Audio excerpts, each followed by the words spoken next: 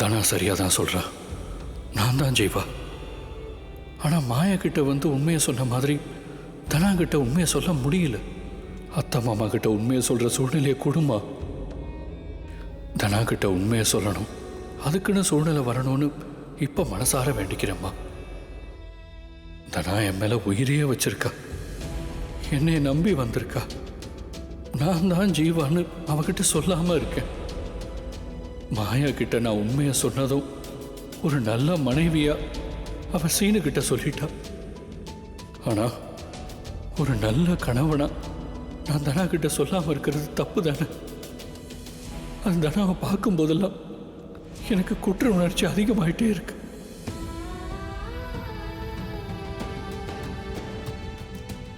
நான் செய்யறதுக்கு காரணம் இருக்கு, இருந்தாலும் கஷ்டமா இருக்கு. சீக்கிரமே தனா கிட்டையும் நான் தான் ஜீவாங்கிற உண்மையை சொல்லக்கூடிய ஒரு சூழ்நிலையை உருவாக்குமா. அதை நீ தான் எனக்கு உருவாக்கி கொடுக்கணும். அவன் நான் தான் ஜீவாவா இருக்கணும்னு எவ்வளோ ஆசைப்படுறா பாத்தியா, எப்படி சந்தோஷமா பேசுற பாத்தியா. இதெல்லாம் பார்க்கறதுக்கு நீ இல்லையம்மா. நான் ஜெயிக்கணும்னு எனக்கு எந்த லட்சியமோ பிரச்சனையோ எதுவுமே இல்லை. அதனால நான் நேரடியா வாரிசை பத்தி யோசிக்கிறேன். நீ எங்க சுத்தினாலும் அங்க தாண்டா வந்து நிக்கிற. ஏ மாயா, உட்காரு. ஆனா நீ மட்டும் கிரேட்டா எஸ்கேப் ஆயிடுற. ஆம், உன்னை கன்வின்ஸ் பண்ண ஒரு ஐடியாவோட வந்திருக்கேன். ஐடியாவா? என்ன ஐடியா? ஒரு நிமிஷம் இரு. டன் டடாய். இது என்னன்னு தெரியுதா? Mesmerise device. நீ இதை பார்த்துக்கிட்டே இருந்தா கொஞ்ச நேரத்துல என் மனோசக்திக்கு கட்டுப்பட்டு நான் சொல்றதெல்லாம் நீ கேட்க ஆரம்பிச்சிடுவ. அப்படியா? பாரு. மயங்கிற மாதிரி நடிக்கலாம். போதும் சீனு. நம்ம சொர்க்கத்துல இருக்கும்போது நமக்கு முன்னாடி மேகங்கள்லாம் போகும், சந்தோஷமா இருக்கும்ல. ஆமா சீனு. அப்போ நீ என் கைய பிடிக்க, நான் உன் கைய பிடிக்க ரொம்ப ஹாப்பியா இருக்கும்ல. ஆமா சீனு. இங்க பாரு, நம்ம ரொம்ப சந்தோஷமா இருக்கோம்ல. ஆமா சீனு. பாத்தியா, நான் சொல்றதெல்லாம் அப்படியே கேட்க ஆரம்பிச்சிட்ட. ஆமா சீனு.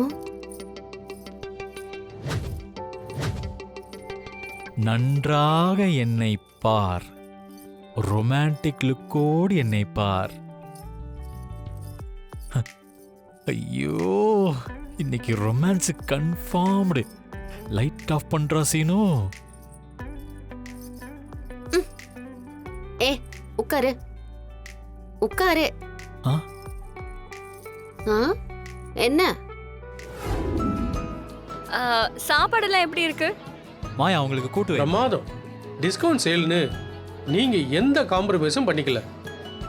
இப்பெல்லாம் எல்லா பிசினஸும் ஆர்டிஃபிஷியல் ஆயிடுச்சு.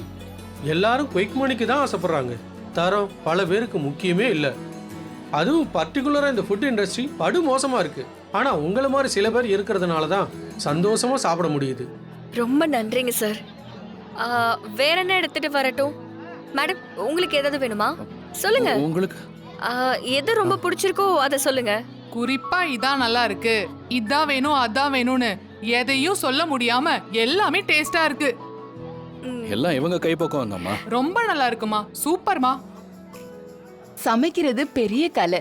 அதுவும் கூட்டத்துக்கு சமைக்கிறதுக்கு நிறைய பொறுமையும் கடுமையான உழைப்பும் தான் வேணும். ஏதாவது குறை இருந்தாலும் சொல்லுங்க, அடுத்த தடவை நாங்க அதை சரி பண்ணிடுறோம். குறிப்பிட்டு சொல்ற அளவுக்கு எந்த குறையும் இல்ல. We are very happy. Thank you sir. Thank you. வா அப்படி போலாம். சார், இந்த ஆஃபர்ல 40% டிஸ்கவுண்ட் இருக்கு சார். இது எடுத்துக்கிட்டீங்கன்னா உங்களுக்கு லெஸ் ஆகும்ல. நல்ல சாப்பாடு கிடைக்கிறது, கூட்டு குடும்பமா இப்படி வர்ற சூழ்நிலை அமையறதெல்லாம் பெரிய விஷயம்ப்பா.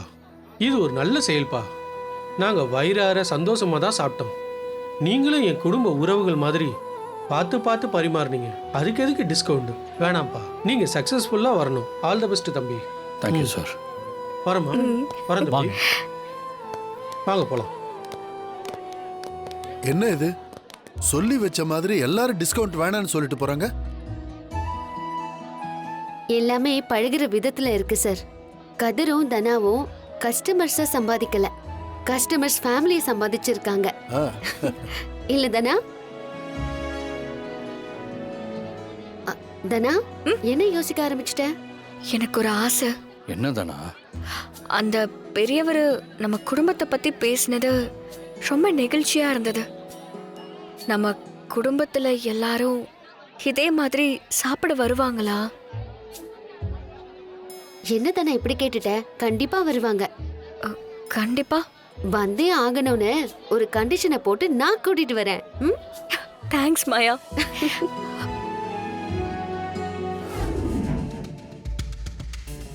வணக்கம் மேடம். வணக்கம் மேடம். உங்களுக்கு சிவரஞ்சனி ஹோட்டல்னு இந்த ஊர்ல ஒரு ஹோட்டல் இருக்கு தெரியுமா? சிவரஞ்சனி ரெஸ்டாரண்ட் தானே? ஏதோ குடும்ப ஆஃபர்னு கூட்டு குடும்பமா போய் சாப்பிட்டுட்டு இருக்காங்களே, அந்த ஹோட்டல் தானே? வெளியூர்காரங்களுக்கு தெரியற அளவுக்கு இது ஃபேமஸ் ஆயிருக்கு. ஆமாம் மேடம், சாப்பிட்ட பசங்க சொன்னாங்க. சொல்லுங்க மேடம். சார் வர சொன்னாரு, அதான் வந்தோம். என்ன செய்யணும்னு சொல்லல, நீங்க சொல்லுவீங்கன்னு சொன்னாரு. இப்ப சொன்னீங்களே சிவரஞ்சனி ஹோட்டலுக்கு கூட்டம் கூட்டமா வராங்கன்னு, சந்தோஷமா சாப்பிட்டு போறாங்கன்னு சொன்னீங்கல்ல, அந்த ஹோட்டலுக்கு எவனுமே வராத அளவுக்கு நீங்க ஏதாவது பண்ணணும். என்ன மேடம் சொல்றீங்க? ஆமா, இந்த வேலைக்காக தான் உங்களை கூப்பிட்டேன். மேடம், சிவரஞ்சனி ஹோட்டல்ல கூட்டம் அலமோதுன்னு பசங்க சொன்னாங்க. அத நாம எப்படி தடுக்க முடியும்? முடியும். நான் சொன்ன மாதிரி செஞ்சா தடுக்க முடியும். சொல்லுங்க மேடம். மேடம், நீங்க சொல்றது ரொம்ப ரிஸ்கான விஷயமா இருக்கே, ரொம்ப சென்சிட்டிவான விஷயம் கூட. அப்படியே செஞ்சிடணுமா? அப்படியே அச்சு பிசராம பண்ணணும். அப்பதான் நாம நினைச்சது நடக்கும். இது ரொம்ப டேஞ்சரான விஷயம் மேடம். மாட்டணும்னா பெரிய பிரச்சனை ஆயிடும். நாங்க தான் மாட்டுவோம். அது எங்களுக்கு தேவையில்லாத ரிஸ்க் மேடம். பெரிய இஷ்யூ ஆகணும். இந்த மாதிரி பெரிய இஷ்யூ ஆனாதான் அந்த ஹோட்டலை இழுத்து பூட்டு போட்டு சீல் வைப்பாங்க. இதுல 10 லட்ச ரூபாய் பணம் இருக்கு. ஆளுக்கு 5 லட்சம். 10 லட்சமா? இந்த வேலையை கச்சிதமா முடிங்க. உங்களுக்கு நான் இன்னும் பணம் தரேன். நீங்க எதிர்பார்க்காத அளவுக்கு நான் பணம் தரேன். எங்க கிட்ட விஷயத்த சொல்லிட்டீங்கல்ல, காரியத்தை எப்படி கச்சிதமா முடிக்கணும்னு மட்டும் பாருங்க. இந்த பிளான் மிஸ்ஸே ஆகாது. நாங்க வரோம் மேடம்.